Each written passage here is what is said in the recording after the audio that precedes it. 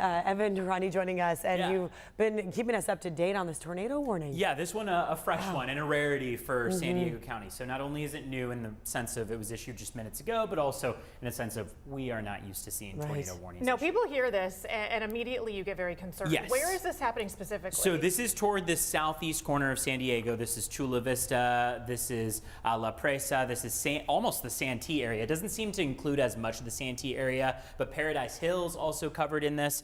Lakeside. These are all areas of San Diego County that see a possibility of thunderstorms capable of producing a tornado. So again, the emphasis that we made sure to know earlier is that no tornado has been detected on radar, but thunderstorms capable of producing tornadoes have been detected. We also earlier, just about a half hour ago, had a special marine warning along the coastline. That was because of waterspouts capable of producing, because of showers capable of producing waterspouts were being detected. That's been allowed to expire. Waterspouts, not any indication of them across the open water, but now we have this tornado warning that is going to be in play for another about 5 minutes or so. Best emphasis on this is that if you are not indoors, you should be indoors for the area in red. And I know that sounds dramatic, but these are not to be taken lightly. A tornado warning is a tornado warning after all. It doesn't matter where you are in the country. You should be taking all the proper precautions because we're never going to apologize for telling people to protect themselves and their family. So do so accordingly. Flood advisory is in play across the entirety of the San Diego County coastline and inland. We also have a flash flood warning. This is through 1 p.m. Longer extent on this for North County. Oceanside up through Santa Ana. That's a pretty wide area to cover. That's because we're watching, and you can see radar under this, those moderate to heavy cells that are arriving up in the Orange County down through North County area. So that is a flash flood warning. Remember, the difference between a flood advisory is pooling and ponding, rivers and streams rising. A flash flood warning is quick moving water, capable of carrying cars away, capable of carrying people away. It only takes 6 inches or so to move someone off the ground, only takes about a foot of water to move a vehicle off the ground. So again, flash flood warning in effect for another 50 minutes, tornado warning in effect for another 5 minutes that we're going to watch both of those. Want to show you what radar imagery is like and what's prompting both of these. The cells that we see up around the San Clemente down through Oceanside area are the cells that are capable of producing flash flooding because of just how strong they are. Look at the yellow, red, and orange that we just saw move on shore. That is quick downpours of rain that we're watching for. Down toward the South Bay and from San Diego down through Chula Vista, it's these yellow areas that we're most concerned about. So you see that area of orange and yellow that made its way on shore. That's the tornado warning that we're talking about. And again, the emphasis is that we're seeing the possibility of rotation occur. Not that that rotation has already occurred. I want to quickly show you what we see as far as your current wind gusts go and wind speeds. So these are your wind gusts. We've seen indication of 20 to 30 mile per hour gusts along San Diego County coastal communities. These winds are mainly coming from the north, it looks like, but you can see how there are some southerly winds. And again, that's the kind of rotation that we don't really want to be seeing. So we're going to keep tabs on this and see what's happening around the South Bay and that southeastern corner of San Diego. That is going to be lifted in a matter of minutes, but again, the emphasis is to be cautious, be aware of the possibility of it. Looking at your rain totals, what we've seen so far over the last 3 days, because these are new numbers in from the National Weather Service. Well, we've got the hefty majority of the higher accumulations up around North County. That shouldn't come as a surprise. Oceanside and Fallbrook, 3.29 inches in Fallbrook, 3.15 in Oceanside. Look at Palomar, almost at 4 inches of rain so far with this storm. So we're talking about an atmospheric river that has steadily progressed farther south in a slow fashion, and there is no easy way to emphasize how slow this storm has moved. When we talk about those totals up around North County, you can see what we're talking about. I mean, 3-day totals, that's over an inch per day for Oceanside, Fallbrook, Palomar. And the idea is that as we head through the next couple days, we're going to keep seeing this drift farther south. So that's what we're going to be watching for, is that those totals farther south are going to climb as well.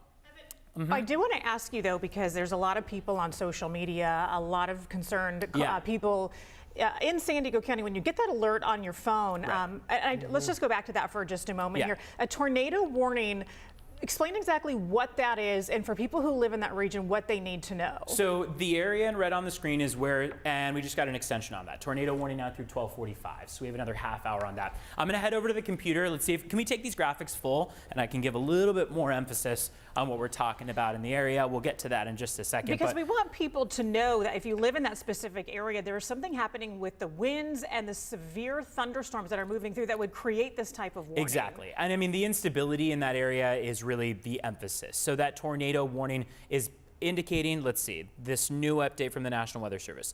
The storm which prompted the warning has weakened below severe limits and no longer appears to be capable of producing a tornado, therefore will be allowed to expire at 12:45. So again, we still have 30 minutes on that. But again, the update from the National Weather Service seems to be for that south central area. And let me zoom in to San Diego County to what we're talking about, the area that's covered in that red on your screen. That is the tornado warning that we're talking about. Which is a really big area in San Diego County. We're talking about La Mesa, parts of Chula Vista, La Presa, all the way out east past El Cajon into Harbison Canyon, north to Santee. Yeah, I mean, there's a lot of ground that's covered on this one. And again, the latest update is that the National Weather Service is going to let this expire at 12:15. So in a minute, it looks like they will allow it. It earlier had that extension to 12:45, which would have indicated that there was a possibility of seeing that rotation. Essentially, these thunderstorms are so unstable and capable of producing these downdrafts of wind that are so dramatic at times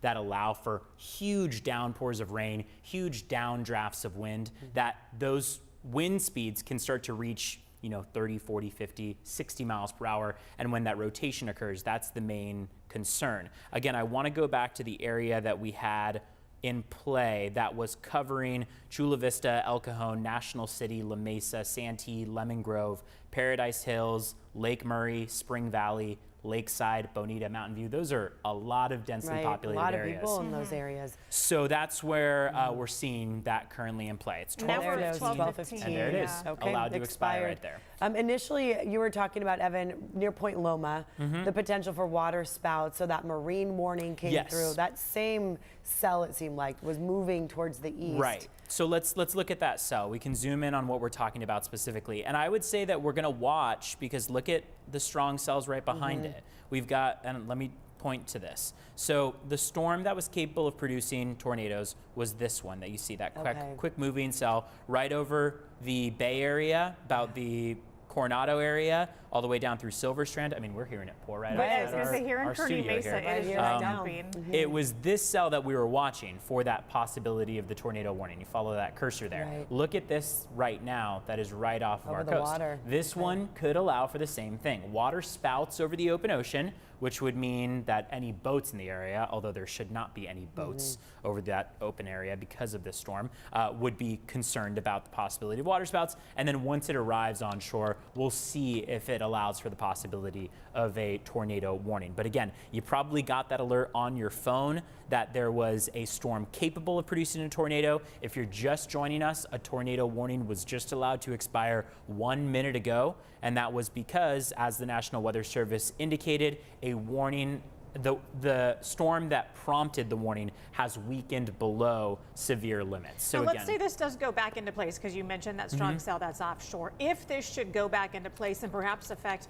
another area in San Diego, what should people do when a tornado warning is issued where they are? We don't want to worry people too much, but these should be taken seriously no matter what, right? So the emphasis from the National Weather Service and the guidance from the National Weather Service is to take cover. That would be the first thing. They say to move to a basement or interior room on the lowest floor. And nobody has basements here, right. so they go exactly. Where they go. So lowest floor Center of a of your sturdy home. building, avoid windows. If you're outdoors in a mobile home or a vehicle, move to the closest substantial shelter and protect yourself. And this type of wind, too, could rip off rooftops. I mean, it's that level, which is why they issued that warning, because of the potential for the stronger gusts.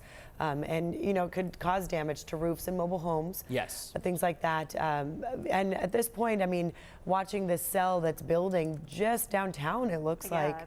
It's getting close. Ominous, Coronado, Silver Strand right there, moving towards downtown by the airport. Of course, you know, you see the darker reds and oranges. And the rotation is another big indicator, right, when they want to issue these warnings, which is something that does not happen often in San Diego, we should point out. In the southern states, you know, they get Twister Alley, where you see that rotation happening a lot, and they get those tornadoes and the warnings often. But here, this type of storm, atmospheric river, you know, you expect that heavy rainfall, but then when the air becomes unstable, the way Evan's been talking about, that's what then leads to this next level and of basically concern. what you end up seeing is, you know, when these downdrafts associated with thunderstorms come, you've got one direction of wind coming from north to south. You can have another rotation or another direction of wind down toward the ground. And when you start to see multiple different directions of very strong winds, it can start to allow for that rotation. And again, the emphasis that we have is that there has not been a tornado detected, but that there are some of these storms, these cells that are capable of producing tornadoes, and just because of how rare it is. What's interesting is when there appears to be tornadic activity, they do have to send a crew out to confirm that. Right, Because exactly. it could be straight line winds that do have quite a bit of damage. Does that, okay, I was gonna ask you if it had been perhaps. No, reissued. exactly. I know, that's why I wanted to remove that from there. Thank you. So yeah, that's always an interesting part of storm coverage is when you do see wind damage and there has been a tornado warning issue. That doesn't necessarily always mean it was a tornado. It could be straight line winds. It could be other wind damage. And they will send a crew out there to confirm exactly what caused wind damage. Yeah, and we'll usually monitor what's called reflective activity on our satellite radar imagery, which I could pull up there, but basically what it would show would be a dramatic shift in the direction of wind in one small area. You can see those dramatic different colors that pop up. This is your current wind gust map, and I mean, you can see the standout is the downtown area, 23 miles per hour, which is a cause for concern in that that's accelerated for the downtown area, for the coastal communities, but not reaching tornado criteria. So still worth a concern, but not worth the concern right now of a tornado warning. If you're just joining us again, about 4 minutes ago, we had this tornado warning expire, but it was in effect for about a half hour, and we're still monitoring conditions that are symptomatic of very strong, severe thunderstorms across our county. Thank you so much for keeping our viewers updated on what's going on. Do appreciate it.